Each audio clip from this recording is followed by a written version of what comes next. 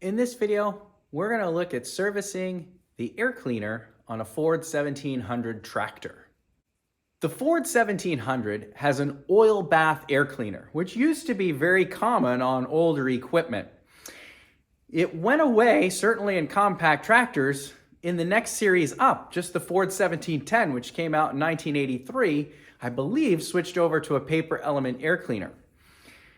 There's a lot to like about the paper element air filters, but there's also something to be said for the simplicity and the economics of having an oil bath air cleaner. With the oil bath air cleaner, there is no expensive filter element to purchase when you want to clean or service the air filter.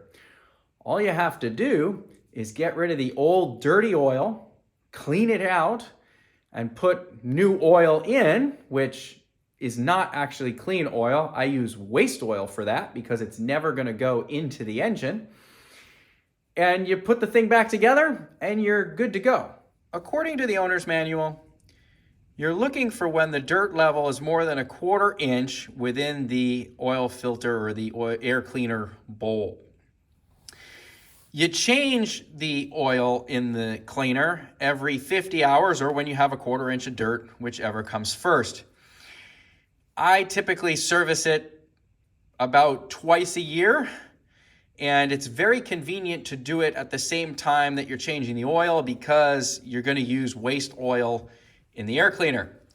Also handy to keep your old used oil around because you always need some for the air cleaner. So let's get the hood of the tractor open and then get this air cleaner serviced. You don't see protrusions on the hood like this on a lot of newer machines, but this is the air intake into the oil bath air cleaner. See, the oil bath has to be oriented vertically, so you can't have it pulling in air from the side like you can when you have a paper element air cleaner. With the hood up, this assembly right here is the oil bath cleaner.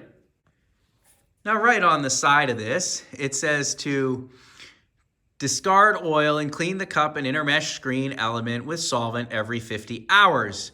And then it says fill the cup with clean engine oil until level with the mark. Now, I use waste oil. It's clean. It just isn't new, clean, fresh oil, which doesn't matter in this application. The oil just sits there and collects dirt. Right down there on the side is the clasp that I need to undo in order to drop the pan or bowl down so that we can change out the oil. With the loader, you sometimes have to be a little bit creative at how you sneak this thing out of here. But this is a ring. And so this ring actually is capturing both sides of a lip. There's a lip on the upper part of the housing and a lip down on this cup. So I'm actually physically holding the cup up. All right, so your radiator hose kind of pinches you in there. But we got this cup filled with oil. We got to go clean this puppy out. This is my really, really nasty waste oil container. So what we're going to do is we're going to dump this thing out.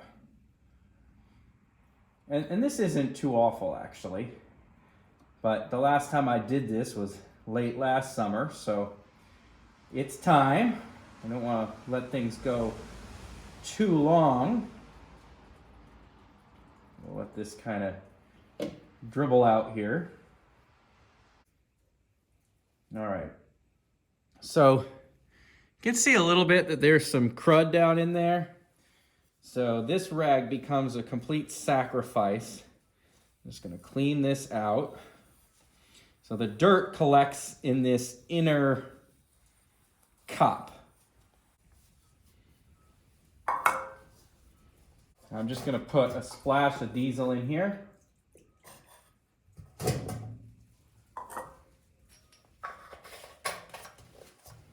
Help clean that up.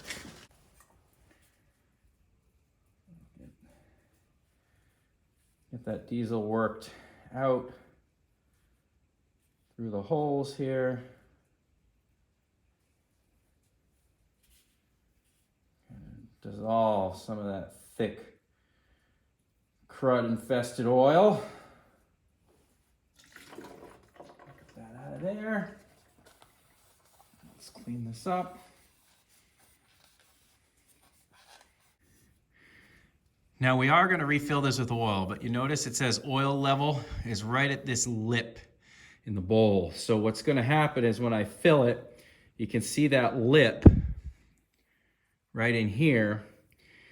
When you fill the inner cup, this is a little bit hard to tell, but there's a little hole right in the side. The light probably doesn't allow it to be visible. There's a little hole there right by my fingertip. And then there's these holes up here. So these upper holes are above the level of the oil. And the little hole at the bottom allows the level to be equal between the outer and this inner cup. So this is just waste oil that came out of the engine the last time I changed the oil.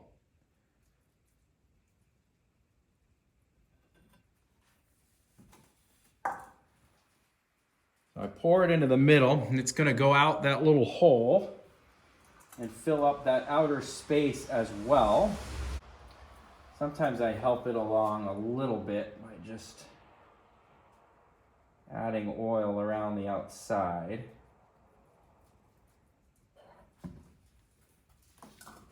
If you've never seen one of these oil bath air cleaners, I'll show you how it works. Air comes in here, right down the center, and that's a straight pipe that goes down into the center of that bottom cup. And you notice the intake here into the engine is coming from the outside perimeter.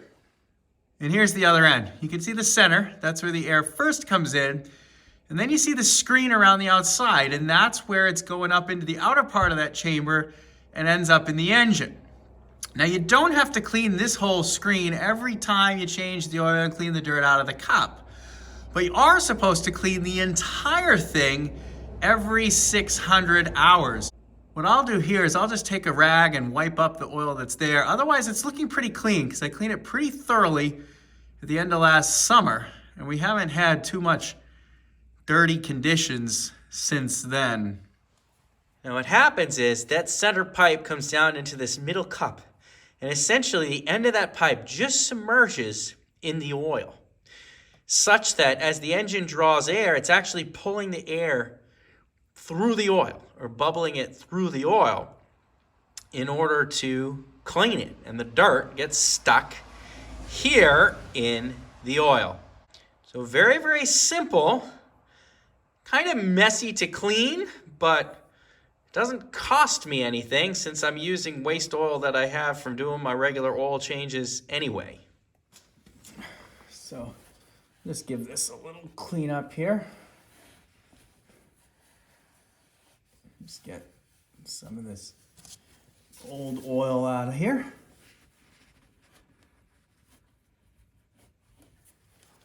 Now that everything's cleaned up, and this is kind of the interesting part, I slide this cup back in here.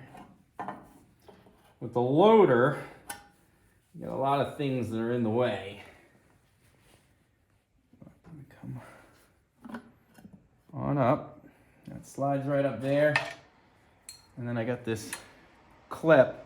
That band goes around. So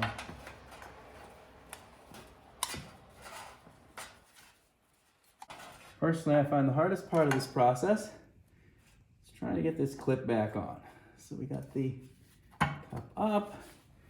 Now we're around the lip. I'm going to spin this around to get the latch point over here.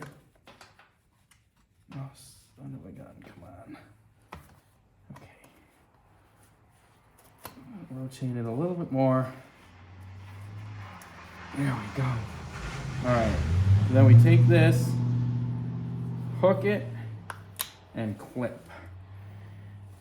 So you just kind of have to get this band around where it's clipping or holding the bottom lip up against this upper lip. Those two things together. Then you kind of spin it so you can get it around the back, and then you can do up this clip here. So that's it for the basic air cleaner service. If you're doing the 600-hour service, you can remove this whole housing. You can clean the whole thing by soaking it in solvent, this upper part plus the lower part, because eventually what will happen is there'll be stuff all built up in this intake, and some of it gets up inside of the outer housing as well, which of course from sloshing around, oil splashes up in here, and of course it's all gonna gum up and collect debris. So you are supposed to pull the whole thing off. You just undo the clamps there, you loosen that band, and the whole thing will just lift off of that mounting bracket, and you can take it out of the tractor and clean it.